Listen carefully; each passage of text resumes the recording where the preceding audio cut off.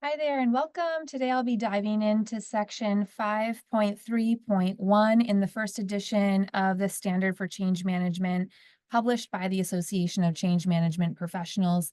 This is perfect if you're prepping for the Certified Change Management Professional exam, or if you just want to deepen your understanding of change management. So thanks for tuning in. Let's dive into section 5.3.1, develop a comprehensive change management plan. The change management plan should include required actions and baseline measurements as they pertain to a change effort's scope, expected benefits, role requirements, resources, activity schedule, risk, and measurement. The level of detail of the change management plan should reflect the complexity and risk of the change effort. Key components of the change management plan include the resource plan, sponsorship plan, stakeholder engagement plan, communication plan, learning and development plan, impact assessment and readiness plan, measurement and benefit realization plan, and sustainability plan. Beginning with the resource plan, it defines what resources will be necessary to accomplish the tasks. The sponsorship plan identifies the change sponsors and defines a course of action to develop and strengthen the competencies required to effectively lead or sponsor a change initiative. The stakeholder engagement plan identifies actions to engage groups and individuals affected by the change and then mitigate their resistance to and enlist their support, adoption, and ownership of the change. The communication plan defines internal and external audiences, information, and feedback requirements of those leading and affected by the change, and specific communication activities and events.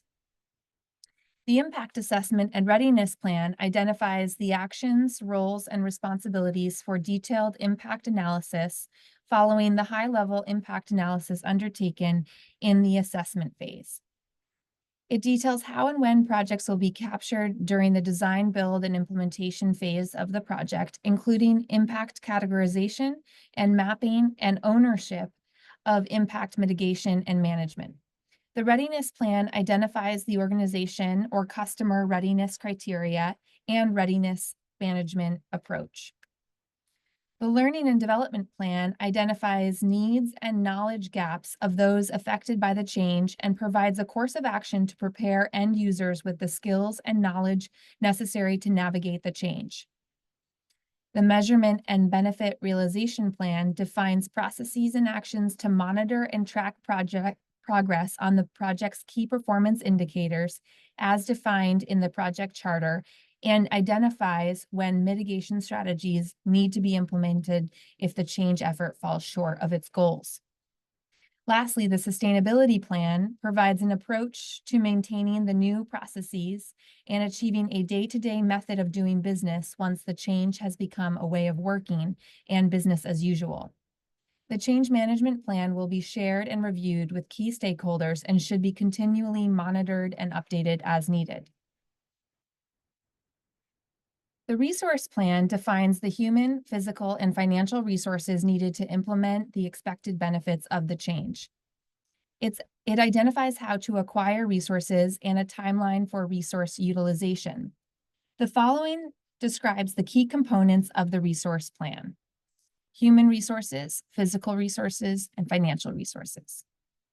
The resource plan defines the type of labor needed to support the change management effort. Defining roles and responsibilities for each type of labor ensures that individuals with certain skills and capabilities are in the right roles and performing the requisite tasks.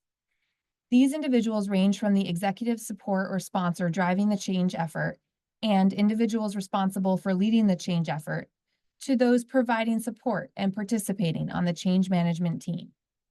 To ensure that the correct resources fill key roles in the change effort, skills and capabilities must be defined along with the number of people required for each role. One person may have multiple roles depending on the scope of the change, size of the organization, geography, and other factors. The next step is to perform a gap analysis to determine if the skills required exist in the organization and can be filled by a stakeholder, or if a third-party service provider will be required. The final step is to create a staffing plan that assigns roles and individuals to specific change management tasks.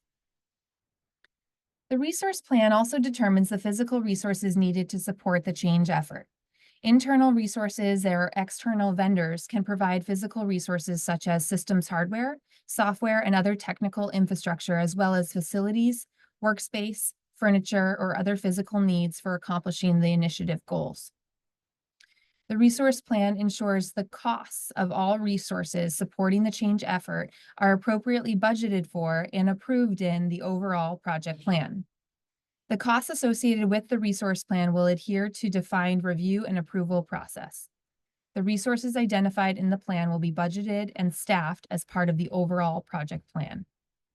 Here, your inputs include change management resources, roles, and responsibilities strategy, communication strategy, learning and development strategy, change resources inventory, procurement guidelines and policies. Your output will be the resource plan.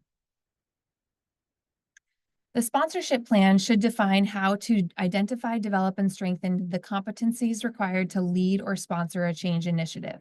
This plan builds awareness and establishes understanding and defines leader, sponsor, core responsibilities in a change management activity. If a sponsor is resistant to any of the responsibilities, then these issues must be addressed in the early stages. Key components of a sponsorship plan include definition of specific responsibilities for leaders or sponsors, agreement by leaders or sponsors regarding their responsibilities, including how they will work with others engaged in the change activity, and learning and development plan for leaders and sponsors. Here, your inputs will be sponsorship strategy, sponsorship alignment assessment, stakeholder analysis, and sponsorship assessment. Your output will be the sponsorship plan. The stakeholder engagement plan outlines the activities and metrics that will be established to ensure stakeholders and stakeholder groups can make the changes required or complete the steps that will make the change successful in an organization. Stakeholder engagement activities are designed to address the outcomes of a stakeholder analysis. The stakeholder analysis identifies gaps between the current state of a stakeholder or stakeholder group and the future state. In order for successful organizational change to occur, the gaps that exist between current and future states need to be eliminated. A good stakeholder analysis identifies the key components of those gaps, and the stakeholder engagement plan provides the relevant activities to address components and close the gaps. A number of tactics can be employed in a stakeholder engagement plan. The most common activities include formal, two-way, and informal communication, learning, development, training, and discovery activities, and rewards, recognition, reinforcement, and consequences. Successful stakeholder engagement plans can include clear metrics to ensure that the plan is meeting the intended outcomes. A number of factors should be considered when designing stakeholder engagement activities, including organizational culture, other change initiatives affecting stakeholders, activities that will get and keep stakeholder attention, stakeholder needs, and the specific engagement required for successful change to occur in a stakeholder or group. As with many of the components of a well-managed change, stakeholder analysis and stakeholder engagement plans are iterative. Stakeholder engagement plans are updated as needed and adjusted based on metrics measuring the effectiveness of the activities.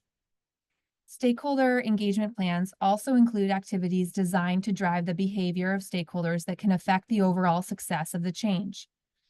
These types of activities can include tools, templates, and key messages that enable stakeholders to customize and personalize their behavior and messaging to the employees that they're trying to impact. These activities and their timing are driven by factors such as the project plan, project timing, position or potential impact of the stakeholder, and the status of the overall change at any given moment. Stakeholder engagement plan activities should align with sponsorship plans.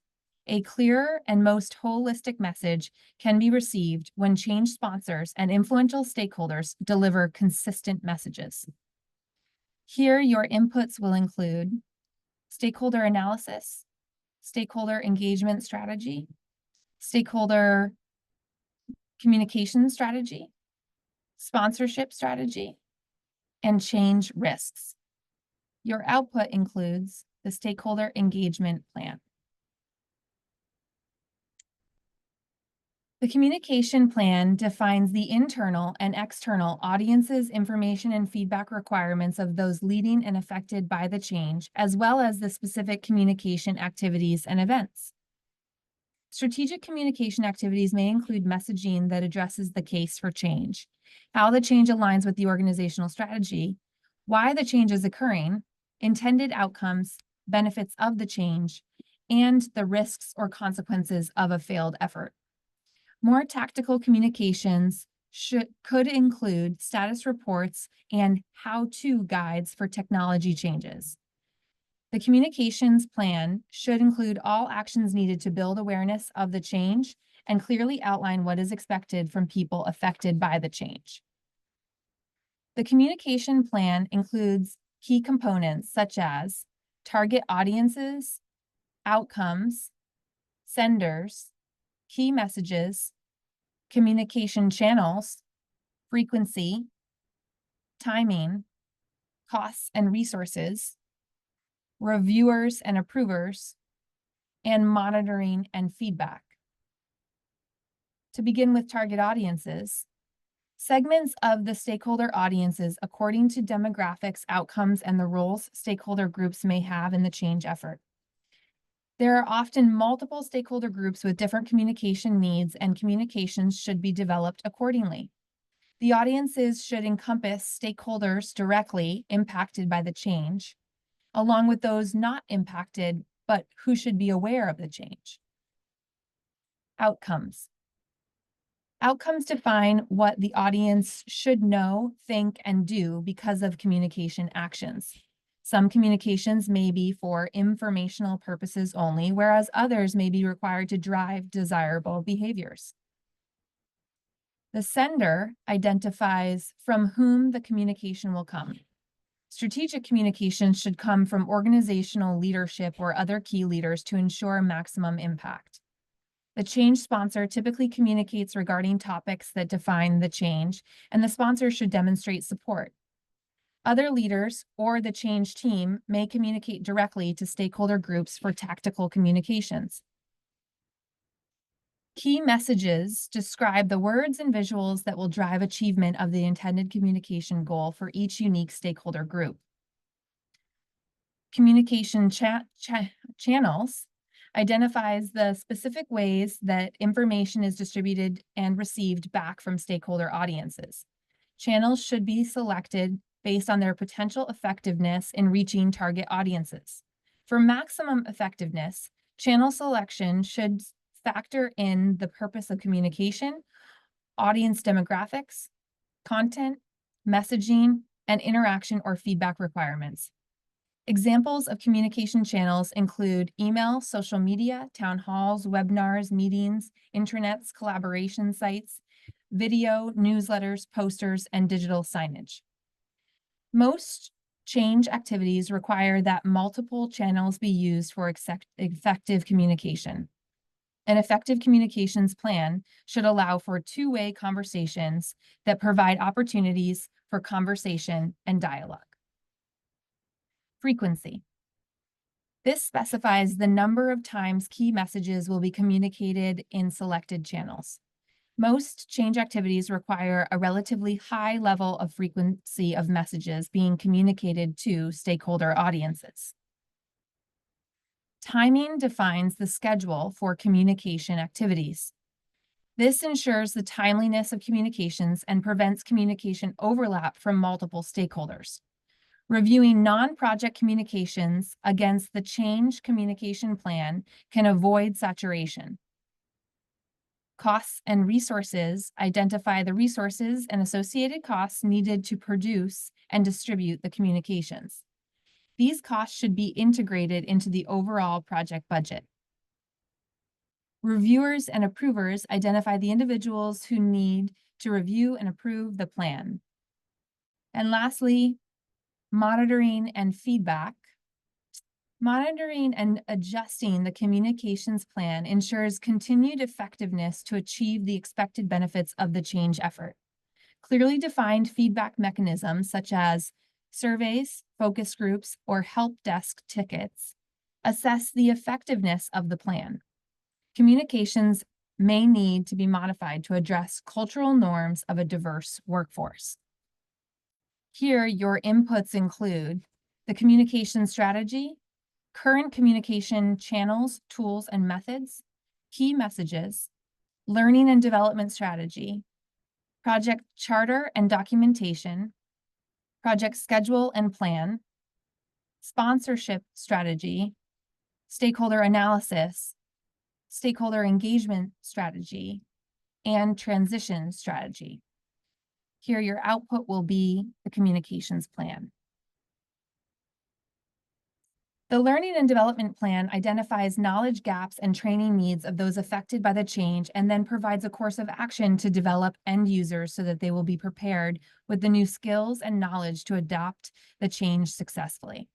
Key components of the Learning and Development Plan include learning groups, learning curriculum, skills inventory and gap analysis for each learning group, ongoing learning tools such as job aids, quick tips, FAQs, and refresher guides, a learning and development plan, and lastly, learning evaluation and optimization plan.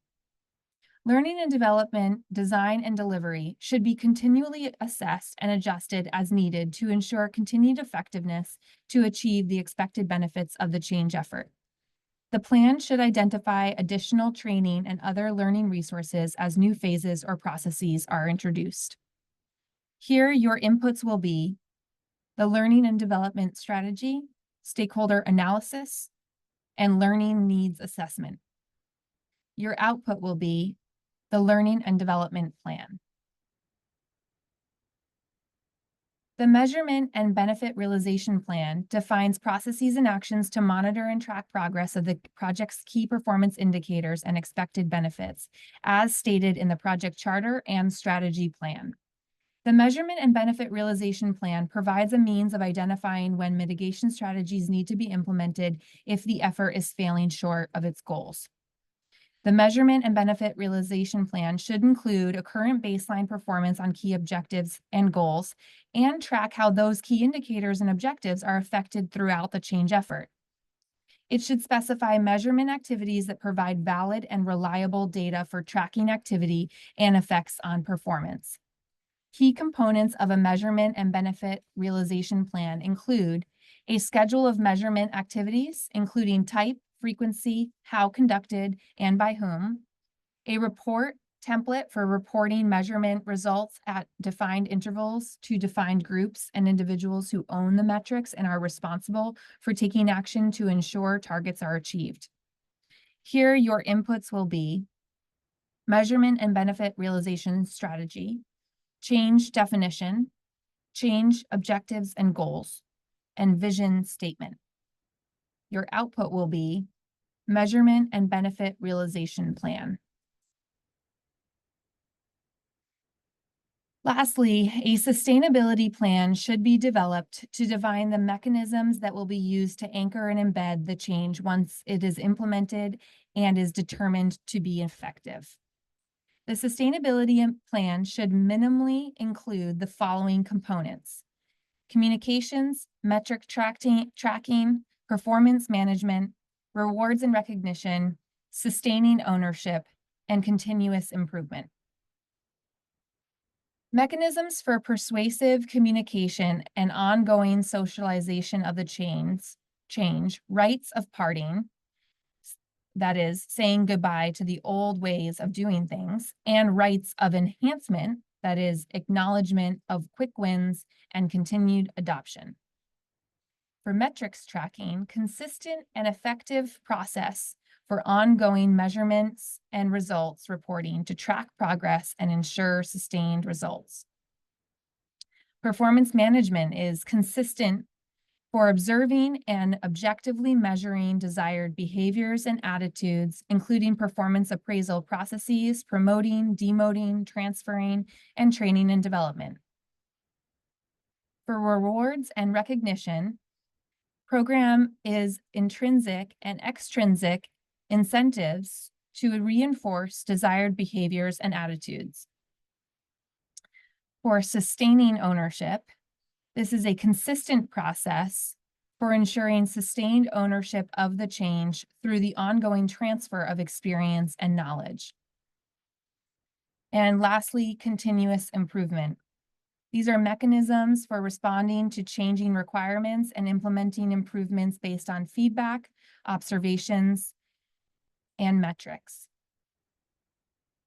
Here, your inputs will be the status report and benefits gap analysis and resource plan.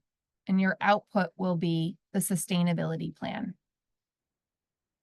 To recap, the 7 components of developing a comprehensive change management plan include resource, sponsorship, stakeholder engagement, communication, learning and development, benefit, measurement and benefit realization, and sustainability plans. In this next video, we'll go through sections 2, 3, and 4 of developing the change management plan. Thank you.